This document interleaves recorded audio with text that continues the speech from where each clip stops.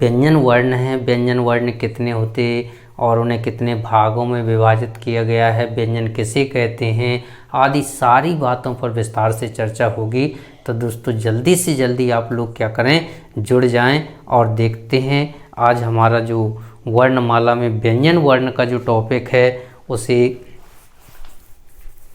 देखते हैं क्या है। तो दोस्तों जल्दी से जल्दी आप लोग हेडिंग डाल लें और हेडिंग है व्यंजन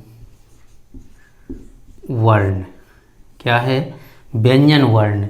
तो दोस्तों क्या करना है, आप लोगों को जल्दी से जल्दी इसकी परिभाषा भी लिखनी है। और परिभाषा क्या है, परिभाषा भी आपको क्या करना है, लिखना है कि व्यंजन वर्ण किसे कहते हैं। तो जल्दी से जल्दी दोस्तों आप लोग क्या करें, हेडिंग डाल लें। तो क्या लिखेंगे परिभाषा में, तो जल्दी से जल्दी देखते हैं, लिख लीजिए, नोट कर लीजिए। तो लिखेंगे स्वरों की सहायता से बोली जाने वाली ध्वनियों, स्वरों की सहायता से बोली जाने वाली ध्वनियों को क्या कहते हैं, व्यंजन, व्यंजन वर्ण या फिर कह दें ध्वनि कहते हैं। तो ये तो हो गई दोस्तों किसकी, व्यंजन की परिभाषा हो गई। और इसके बाद एक परिभाषा और पूछी जाती है, तो और करके लिख लें। क्या है कि व्यंजन वर्णों का, व्यंजन वर्णों का स्वतंत्र उच्चारण संभव नहीं होता है। तो प्रश्न कैसा पूछा जाएगा कि किन ध्वनियों का उच्चारण स्वतंत्र संभव नहीं है दोस्तों। तो आपको क्या करना है, व्यंजन वर्णों को या फिर व्यंजन ध्वनियों को कह देते हैं कि इनका उच्चारण स्वतंत्र संभव नहीं होता है दोस्तों। तो जो व्यंजन होते हैं वो किसकी सहायता से बोले जाते हैं, तो फिर हमारा आंसर होगा स्वरों की सहायता से।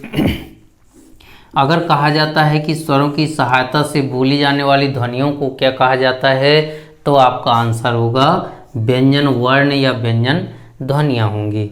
इसके बाद फिर चलते हैं, तो हमारी हेडिंग बनेगी कि व्यंजन, हमारी हेडिंग है व्यंजन वर्णों की संख्या, व्यंजन वर्णों की संख्या। तो हम लिखेंगे कितनी है दोस्तों, 33 है। कितनी है, 33 है।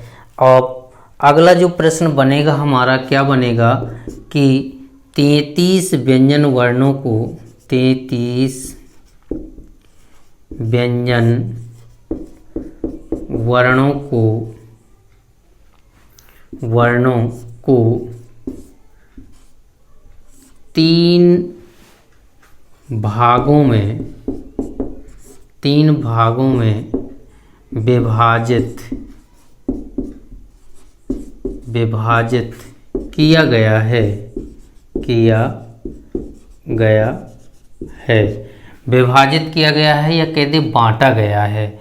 तो देखते हैं, तो यहाँ पर क्या कहा गया है कि 33 व्यंजन वर्णों को कितने भागों में बांटा गया है, 3 भागों में बांटा गया है। तो जो पहला भाग है उसका नाम है स्पर्शी, या फिर दूसरा नाम दे दिया जाता है। और दूसरा नाम कौन सा दिया जाता है, स्पर्शी, या फिर नाम दे दिया जाता है वर्गीय व्यंजन।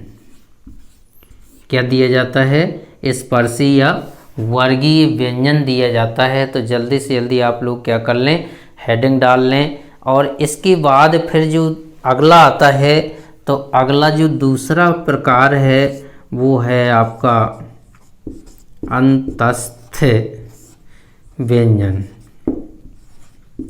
अंतस्थ व्यंजन है। और इसके बाद जो तीसरा है दोस्तों वो है ऊष्म व्यंजन। क्या है? ऊष्म व्यंजन है। तो इस तरह से क्या किया गया है कि जो 33 व्यंजन वर्ण हैं उनको कितने भागों में बांटा गया है? 3 भागों में या 3 वर्गों में बांटा गया है। तो देखिए, पहला स्पर्शी या फिर वर्गीय व्यंजन है, तो इनकी संख्या पूछ ली जाती है। कितनी है? इनकी संख्या है दोस्तों 25। और 25 वर्णों को कितने भागों में बांटा गया है? तो आप लिख देंगे दोस्तों 5 भागों में, 5 भागों में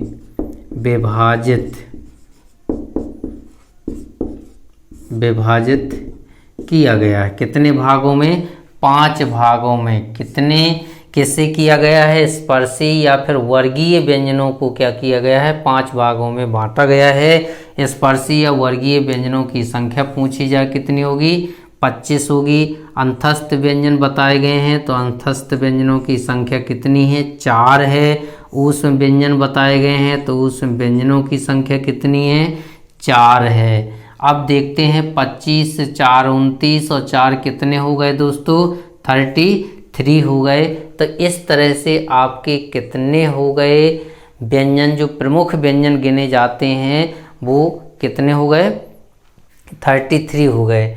अब देखिए यहाँ पर स्पर्शी व्यंजन हैं जो, इन्हें क्या कहते हैं? तो स्पर्शी व्यंजन का मतलब होता है स्पर्श करना, यानी इनका उच्चारण करते समय जो 25 व्यंजन हैं, इनका उच्चारण करते समय जब हवा मुंह से बाहर निकलती है तो किसी न किसी स्थान को स्पर्श करते हुए बाहर निकलती है, छूते हुए बाहर निकलती है, इसलिए इन्हें क्या कहते हैं?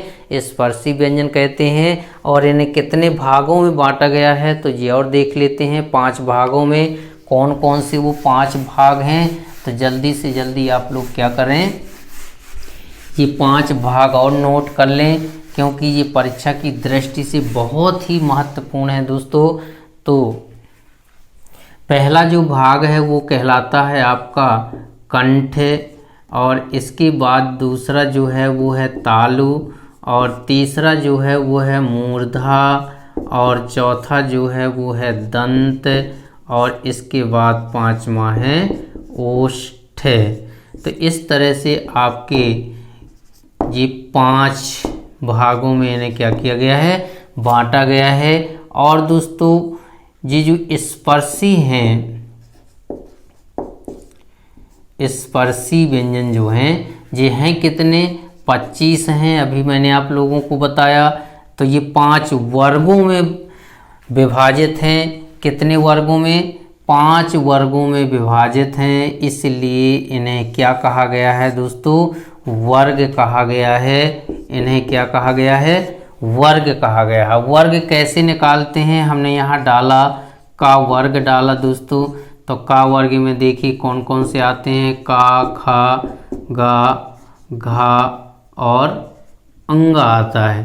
तो ये क्या हो गए दोस्तों? ये वर्ग हो गए। इसी तरह से का वर्ग के बाद क्या आएगा? चा वर्ग आएगा। चा वर्ग के बाद क्या आएगा? टा वर्ग आएगा। और टा वर्ग के बाद क्या आता है? ता वर्ग आता है। और ता वर्ग के बाद क्या आता है? पा वर्ग आता है। तो इस तरह से ये क्या हो गए? 5 प्रत्येक वर्ग में कितने? 5 हो गए। तो वर्ग कितने हैं? वर्ग हैं 5। पा, फा, बा, भा और मा। तो इसमें कितने हो गए? 5 हो गए। इसी तरह से इसमें है ता, था, दा, धा, ना। इसमें ध्यान दें, अगर व्यंजन है रियल में तो उसमें क्या होगा? हलंत लगी होगी। इसी तरह से टा, ठा, डा, ढा और आड़ा। तो इसमें भी कितने हो गए? 5 हो गए। ऐसे चलते हैं तो चा, छा, जा, झा और इया, इसमें भी कितने हो गए? 5 हो गए। तो इस तरह से इनकी संख्या कितनी हो गई दोस्तों? 5 हो गई। तो आप लोग ध्यान रखें कि जो स्पर्शी हैं, जो वर्गीय हैं, इन्हें 5 भागों में बांटा गया है। प्रत्येक वर्ग में कितने वर्ण आते हैं? तो 5 आते हैं। और टोटल स्पर्शी या वर्गीय व्यंजनों की संख्या पूछी जाए कितनी होगी? 25 होगी, 25 हो गई। और इन्हें 5 भागों में बांटा गया है। तो अब प्रश्न कैसा पूछा जाता? ध्यान देखिए कि 4 ऑब्जेक्ट होंगे और प्रश्न क्या होगा? निम्न में से कौन सा वर्गीय व्यंजन नहीं है दोस्तों। इस तरह से क्या होगा? प्रश्न पूछा जाता है। मान लीजिए मैं आप लोगों के सामने 4 ऑब्जेक्ट दे रहा हूं। तो दोस्तों ध्यान दें, पहला लिख दिया मैंने पा लिख दिया, दूसरा लिख दिया दा लिख दिया, और तीसरा लिख दिया मैंने अंगा लिख दिया, और चौथा जो मैंने लिखा वो या लिख दिया है। अब यहाँ से प्रश्न पूछ रहा है कि निम्न में से कौन सा वर्ण वर्गीय व्यंजन नहीं है या फिर स्पर्शी व्यंजन नहीं है। तो आप क्या जवाब देंगे? ये आपका बिल्कुल राइट होगा, या आपका वर्गीय व्यंजन नहीं है। इस तरह से परीक्षा में क्या होते हैं? प्रश्न पूछे जाते हैं। तो ये बात आप लोगों को समझ में अच्छी तरह से आ गई होगी, ये मुझे पूरा विश्वास है। अब चलते हैं कि जो अंतस्थ हैं उनकी जो संख्या है वो 4 है। तो कौन कौन से हैं वो 4 जी और देख लेते हैं। तो दूसरी जो हेडिंग है हमारी वो है दोस्तों क्या?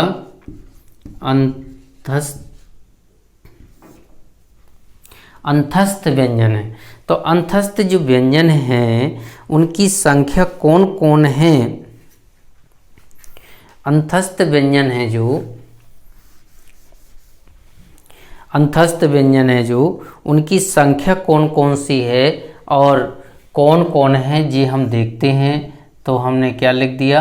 अंतस्थ व्यंजन लिख दिया। अब देखते हैं कि अंतस्थ व्यंजन कौन कौन से हैं। तो इनकी संख्या कितनी बताई मैंने? अभी 4 बताई है।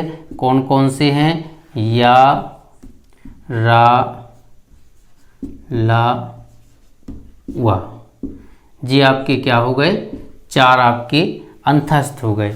इसके बाद जो तीसरी हेडिंग थी वो थी दोस्तों ऊष्म व्यंजन की। किसकी थी?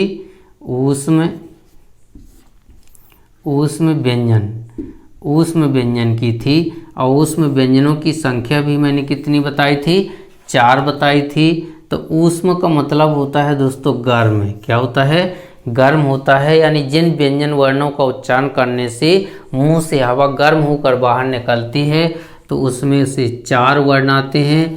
पहला ये सा आता है, इसके बाद ये सा आता है, और इसके बाद फिर ये सा आता है, और इसके बाद फिर क्या आता है? हा आता है। तो इस तरह से ये 4 आपके क्या हो जाते हैं?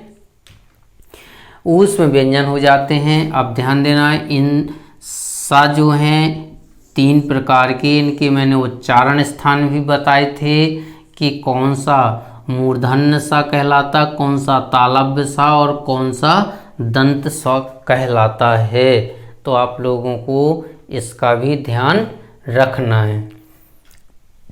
तो ये तो हो गए आपके जो प्रमुख हैं।